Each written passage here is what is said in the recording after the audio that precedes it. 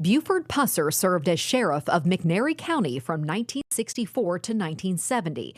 But he wasn't just any sheriff. He was a lawman of legends. In fact, Hollywood took notice, creating several films about him single-handedly busting prostitution, gambling, and illegal distilleries along the Mississippi-Tennessee line. The 1973 movie Walking Tall, starring Joe Don Baker, shows Pusser slinging a big wooden stick to fend off criminals and maintain law and order in his small town. It became a box office hit and brought Pusser into newfound stardom. He became a name known around the world, inspiring many to start a law enforcement career. But Pusser has also been synonymous with scandal. Some critics say that he was maybe not the good cowboy Hollywood portrayed. In 1967, his wife Pauline was murdered and Buford's face disfigured in a barrage of gunfire. The way the story has gone for years, the couple was ambushed while out on an early morning drive. The shooters were believed to be aiming for Buford Pusser, but missed and mistakenly killed his wife. For decades, rumors swirled around who killed Pauline and whether Buford played any role in his wife's death. An autopsy was not done on Pauline's body then. But now, 58 years later, the results of a new investigation have come to light. Pauline Mullins Pusser's body was exhumed, and today the TBI releases new information on the murder of Pauline Pusser. In 1967, the sheriff told investigators someone shot and killed his wife during an ambush that was intended for him. Authorities are now calling that a lie. News 2's Nikki McGee has more on these new findings, leading them to believe Buford Pusser was involved. Well, earlier this month marked 58 years since the death of Pauline Mullins Pusser. Today, law enforcement gathered to offer new information in her case. The local district attorney said that if Buford Pusser was still alive today, he would be taking out a criminal indictment against him. Now, law enforcement is teaming up here at UT Martin to help make the case file publicly available. It's been said that the dead cannot cry out for justice. It is the duty of the living to do so. In this case, that duty's been carried out 58 years later. TBI Director David Roush says ongoing internal conversations, along with a tip about a possible murder weapon in 2023, led the agency to exhume Pauline's body in 2024 and perform an autopsy. The work to develop more comprehensive understanding of the facts of the case, using the full strength of the Bureau as it exists today, has reshaped our understanding of what transpired nearly 60 years ago. He adds that there were inconsistencies in Pusser's story, but wouldn't say if the murder weapon was in fact positively identified. However, Mike Elam, who created the Other Story podcast looking into the case, says one of his followers showed him a possible gun used in the case, something he says they took to the TBI together.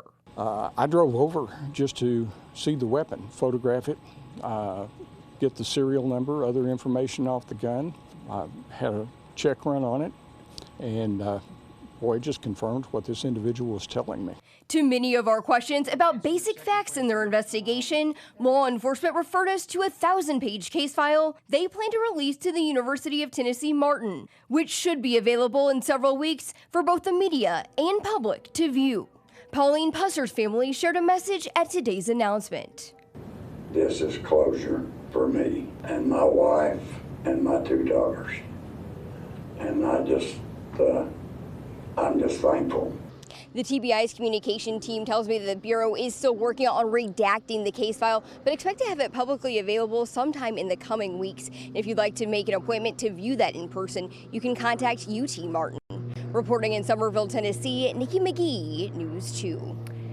Sheriff Pusser is a divisive figure in McNairy County, both revered and hated by some. His legacy is everywhere. There's even an annual Buford Pusser Festival. News 2's Sam Commenti looks at what this new development means for the people in McNairy County.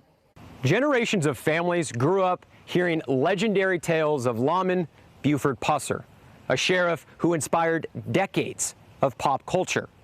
But the history books are going to read a little bit differently after today.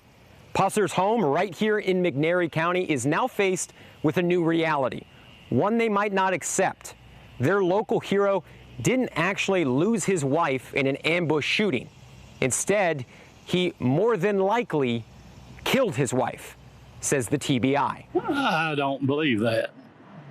I don't think he would have done that. Every May, the town where Buford spent most of his life, Adamsville, Tennessee, holds a festival in his honor, just blocks away from where he lived. The highway through Adamsville and the county courthouse also bear his name. So it's not far-fetched to say that most everyone in McNairy County, even 50 years after his death, know of or have an opinion about Sheriff Pusser. Many people I spoke with knew Buford or his kids personally. As such, they did not want to speak about the investigation's verdict. I suspected it all along. This McNairy County native That's what I thought. was not one of them. Why? Because he wasn't what they portrayed him as, in the movies. And, he was a mean guy from what I understand. My parents had a lot of different stories about him, grandparents, and he wasn't the legend of the walking tall like they said he was. Poll everybody in McNairy County and you ask everybody in McNairy County, do you think he did it? What would you think the majority would say? Yes. You think yes? Yes. We also chatted with a man who grew up with Buford and considered him a close friend. So close, in fact, he says he was a pallbearer at Buford's funeral. We were friends. I loved Buford and his family. So whatever the facts are, they'll pan out on their own, but I don't believe it. Did he ever talk to you about that day? Well, some, but not much, hardly no details, but that I remember, but it was just something you didn't talk to him about. In the Buford Pusser Museum, which is actually Pusser's old house here in Adamsville, told us they had no comment about today's announcement, and then they asked us to leave the establishment. About 30 minutes later, they closed up shop. Reporting in McNairy County, Sam Chimenti, News 2. Even before today's revelation, Sheriff Pusser had his critics. Back in May, News 2's Mark Kelly spent time in McNairy County working on several special reports about the legends surrounding Sheriff Buford Pusser. For many Tennesseans growing up in the 60s and 70s, Pusser was a hero, but a shadow of controversy looms over the lawman's legend. And some have said for years Buford has had some responsibility for his wife's death and that there is a dark side to the Pusser legacy. Mark spoke with those critics about Sheriff Pusser. In McNairy County, Buford Pusser is a legend. His positive image of the walking tall, big stick carrying sheriff who cracked down on crime continues to this day. But not everyone believes Pusser was a saint. Look into these things and you find out it didn't happen that way at all. He walked on both sides of the law. Mike Elam is an outsider. He's from Arkansas, where he spent years in law enforcement. But he started digging into Sheriff Pusser's past. For him, the hero story wasn't adding up, especially that the sheriff's wife, Pauline, was mistakenly murdered in an ambush that was intended to take out Buford. Elam believes Sheriff Pusser killed his wife and covered it up. So I believe it was staged to fit Buford's narrative. But when you look at the evidence, it's so convincing that he didn't tell the entire truth. Elam launched a podcast, Buford Pusser, The Other Story.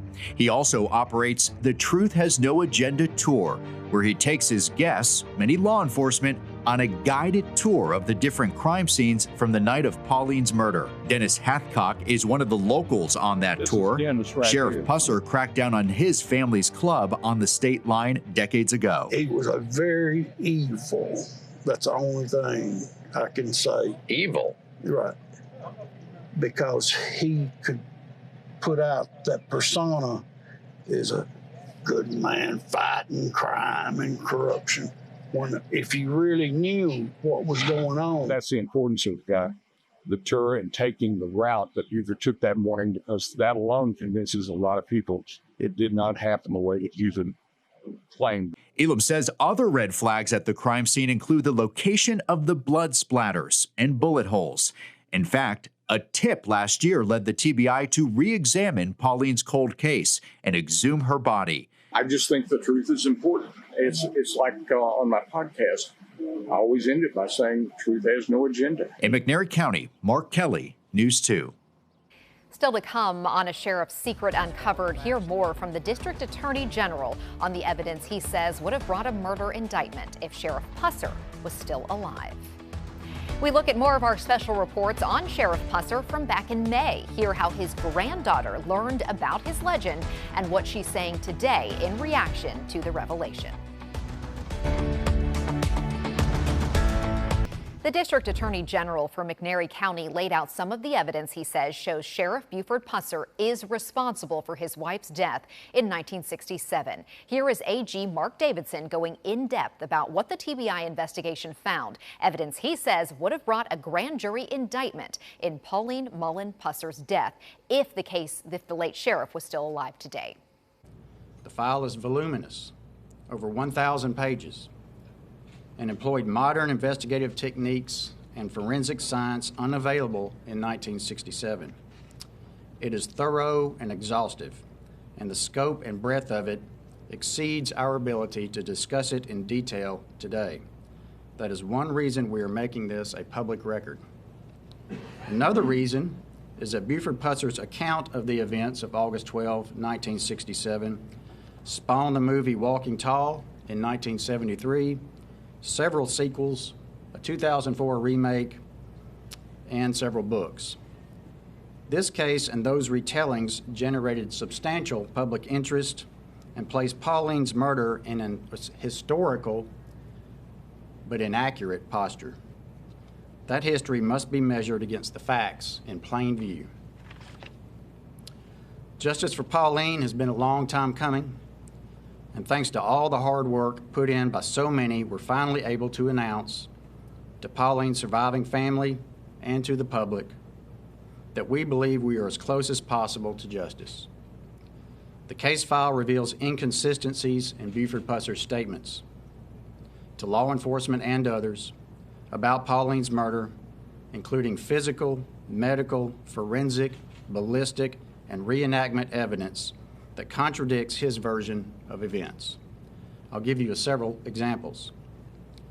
Dr. Michael Revelle, emergency medicine physician and medical examiner, opines with a reasonable degree of medical certainty based on crime scene photographs, post-mortem photographs, the notes of the then medical examiner, Dr. Peeler, the statement of Sheriff Pusser and his then chief deputy, and Sheriff Buford Pusser's own statements that events did not occur as stated by Buford Pusser, and that Pauline Pusser was more likely than not shot outside the vehicle and then placed inside the vehicle.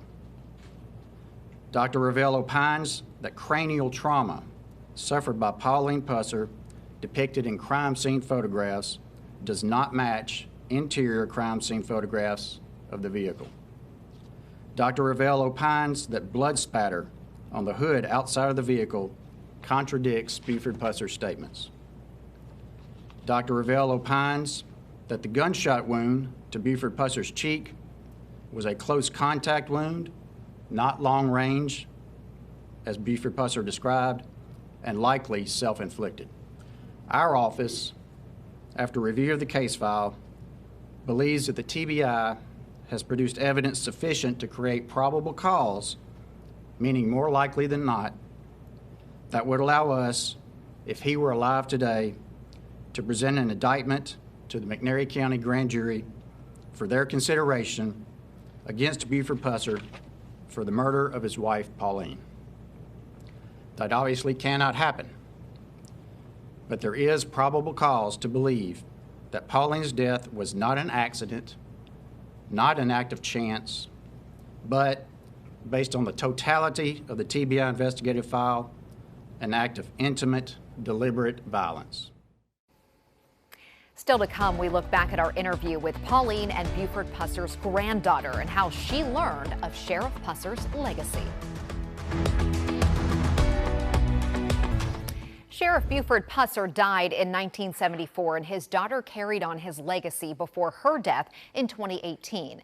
Back in May of this year, as part of our special reports on Sheriff Buford Pusser's legacy, our Mark Kelly spoke with Buford's granddaughter on what she wants people to know about her famous family. A lot of people have told me he was a gentle giant until you cross that line. Granddaughter Madison Garrison Bush never met her grandfather Buford Pusser. Still, she knows him well through the stories passed down to her. Madison says the first time she realized she had a famous grandfather, she was right here in this museum in Adamsville with her first grade classmates. This museum was also Buford's old home. I think first grade field trip to the museum, and then kids were like, "Oh, will you sign our souvenirs?" And they were my peers. And I was like, I guess, sure. For Madison, her grandfather was ahead of his time. She's proud to say that he was the first in Tennessee to hire a black deputy. And she admits his way of serving justice would not work in today's day and age. But when need be, he showed compassion as well. She says he would allow inmates to work and earn some money. He would release them during the day to go to work so that they could still provide for their family. After today's press conference, Madison Garrison Bush responded regarding these results of the autopsy and that investigation into her grandmother's murder, saying, quote, "These findings suggest that her husband, my grandfather, Buford Pusser, if alive today, would be indicted for her death. I personally never knew Buford or Pauline and cannot speak to their relationship or what happened on the morning of August 12, 1967. What I do know is my family has endured traumatic loss that few people can comprehend. A dead man who cannot defend himself is being accused of an unspeakable crime. I don't understand what justice can be accomplished by pursuing this theory of my grandmother's death. Our family has been through enough pain and loss because of my grandfather's law enforcement career, and we aren't looking to reopen closed wounds." Our special on Sheriff's Secret Uncovered is back in a moment. Back in May, News 2's Mark Kelly spent a few days in McNairy County working on several special reports about the legends surrounding Sheriff Buford Pusser. He introduces us to people who collect memorabilia tied to the late sheriff, including one who runs a museum dedicated to Buford Pusser. Just a little pocket gun. If you want to know something about Sheriff Buford Pusser, Steve Sweat is your man. This is one of Buford's guns. Lawmakers recently designated him the honorary state historian of Sheriff Pusser. Sweat's home is practically a museum of the late sheriff's belongings, including the burned-up license plate from Pusser's car crash that killed him. When this tag became available, I told my wife, Sherry, I said, I want that tag. Because that was the last time I seen Buford. And that was Friday night. And he died, and this tag was burned up the next Tuesday night. Sweat is also a big fan of the sheriff, who was famous for carrying a big stick and cleaning up bootlegging, prostitution, and gambling. Sheriff Pusser, his story is more powerful today than it's been since the beginning. Sweat even owns a replica of the Dodge Polara Pusser drives in the 1973 Walking Tall film. This is a recreation of the first Walking Tall movie car that Joe Don Baker was in. Do you drive it much? I don't drive it as much as I used to, but yeah, I've driven it in different states even, so carrying it to different functions, but it's pretty cool. He made a difference. McNairy County also has an actual museum, which was Pusser's old house. This house looks like he just left it this morning. Tina Mullis-Gerald is the curator. 177,000 people have toured this museum since it opened 37 years ago. And Mullis-Gerald is quick to clear up any myths, including that Pusser carried a big stick to fend off criminals. Pusser fans might be disappointed to find out Hollywood exaggerated that a little bit. You'll see several sticks throughout the museum, but he didn't walk around with the stick all the time like they showed in the movie. Really? But it is true that he was as physically large as the movies portray. He was huge. Yes, he was. They made bedding just for him. Oh my goodness. A bedding company that was in Raymore, Tennessee, which is close to us. They made big Buford bedding and they sold it. They marketed off of that. Yes. Really? 6'6", 250 pounds. Yeah. Wore a size 15 shoe. Pusser wasn't just large in stature, he also created a larger-than-life persona. Some credit his former career as a pro wrestler to teaching him how to market himself as sheriff. Whatever the secret, it worked. Sheriff Pusser's reputation made him a household name and allowed him to rub shoulders with the rich and famous. And supposedly Elvis slept in this room.